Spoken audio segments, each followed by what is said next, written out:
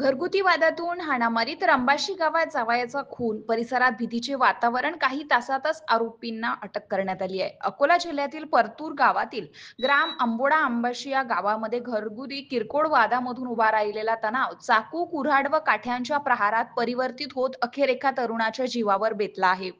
ही धक्कादायक घटना 10 सप्टेंबर 2025 रोजी दुपारी घडली असून या खुनामुळे परिसरात भीतीचे सावट पसरले आहे.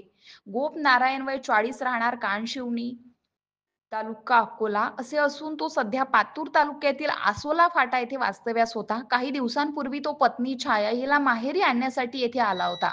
यावेळी सासरच्या मंडळींसोबत काही कारणावरून वाद निर्माण झाला. हा वाद चटकन चिघळत गेला आणि थेट हाणामारीपर्यंत पोहोचला. वादाच्या भरात नागेश यांच्यावर चाकू, कुऱ्हाड आणि काठ्यांनी जबर मारहाण करण्यात आली. या प्राणघातक हल्ल्यामध्ये नागेश गंभीर जखमी होऊन जागीच ठार झाला. किरकोळ घरगुती वाद इतका टोकाला जाऊन जीव घेईल यावर गावकऱ्यांचा विश्वास बसत नाहीये. मृत्यूमुळे दोन्ही कुटुंबावर दुःखाचा डोंगर कोसळलाय. सदर घटनेतील आरोपी सिद्धार्थ चोटमल वय 22, रेखा चोटमल वय 45, नंदा दिलीप डोंगरे वय 40 यांना अटक करण्यात आली आहे. पातूर पोलिसांनी आरोपींना पकडल्याबद्दल नागरिकांनी पातूर पोलिसांचे नागरिकांकडून कौतुक केले जात आहे. घटनेची माहिती मिळताच पोस्ट पोलीस ठाण्याचे ठाणेदार हनुमंत डोपेवाड तसेच पोलीस ठाण्याचे ठाणेदार रवींद्र लांडे घटनास्थळी दाखल झालेत.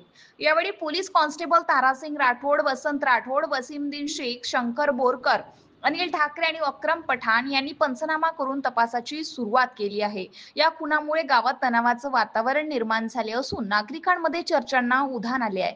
घरगुती किरकोळ वाद प्राणघातक ठरल्याने लोक अवाक झाले आहेत. या प्रकरणाचा पुढील तपास अधिक पोलीस करत आहे. विदर्भ टाइम्ससाठी प्रतिनिधी धनराज सपकाळ, अकोला.